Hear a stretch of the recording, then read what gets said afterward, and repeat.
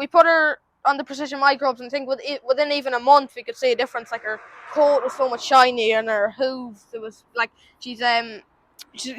She's great, you know. Rock and roll. Here we are in Sligo. Hi guys. I am here with Cathal and Daniel. We're just outside Sligo town, and I have to say I'm here with the youngest Precision Microbes ambassadors. There are two pony riders here. Guys, will you tell me, Cathal, you might introduce yourself first. Yeah, I'm Cathal. I'm a show jumper based in the west of Ireland. Yeah.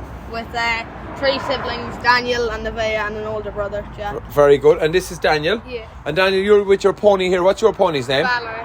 What's your pony? Valerie. Valerie. Very good. Now, I have seen lots of videos here online, and I know you've been using Precision Microbes with some of your ponies, and I'm delighted to be in the yard here. We had a cup of tea with your mum and Nevaeh, and with some jelly beans before, I think, or before we started here as well. So we're full of sugar, and that's why I'm so hyper. But there's a lot of work goes into the yard here in ponies, Cathal, isn't there? Yeah, a lot.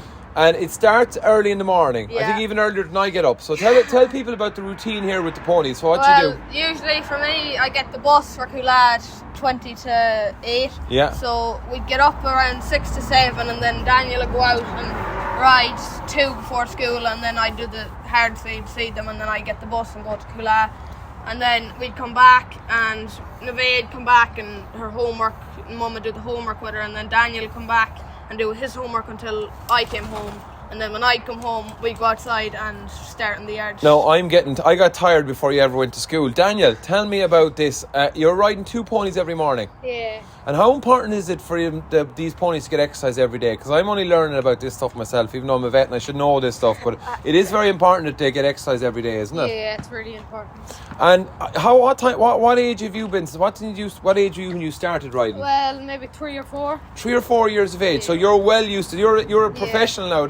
A seasoned professional. And I suppose one of the things, I had ponies when we were very, very young. We didn't ride them like you did now, but I fell off a couple of times and I never got back on again.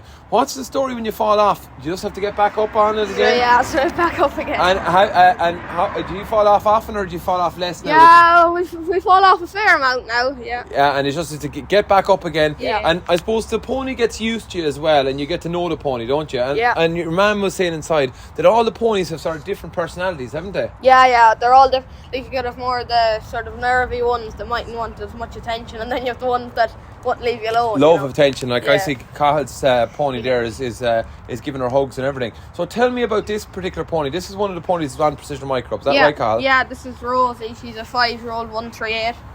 We had her on the Precision Microbes about a month, and we could see improvements in her coat and her hooves, and even her gut, like her stomach for ulcers and everything. It's really helped. Her dung and everything was better. And even her personality was a great help. Okay, well that's good. I know you've used it on a few horses, and I think what I'd love to see is I'd love to come back and actually, because I was learning from you today. I was learning in the kitchen, watching you here in the yard, but I'd like to actually see you in action, because competition's what it's all about, Daniel, isn't it? Yeah. And when did the competition start? In March, is it? Yeah, March should be.